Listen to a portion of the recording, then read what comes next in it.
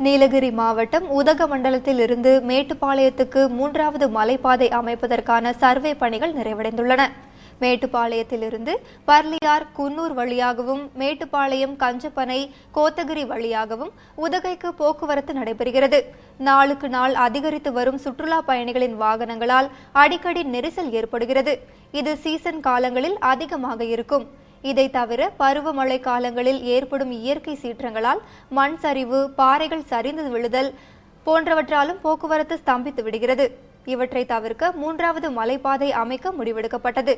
மஞ்சூர், கெத்தை, வெள்ளியங்காடு, காரமடை வழியாக கோவையிலிருந்து உதகைக்கு 3வது மலைப்பாதை அமைப்பதற்கான பணிகள் தொடங்கியுள்ளன.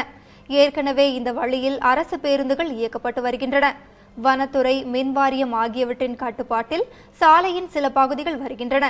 இந்த சாலையை மேம்படுத்த 200 கோடி ரூபாய் திட்டம் தயாரிக்கப்பட்டு சர்வே பணிகள் நிறைவடைந்துள்ளன. வனத்துறையின் அனுமதி கிடைத்தவுடன் சாலை சீரமைப்பு பணிகள் தொடங்கும் என நெடுஞ்சாலைத்துறையினர் தெரிவித்தனர்.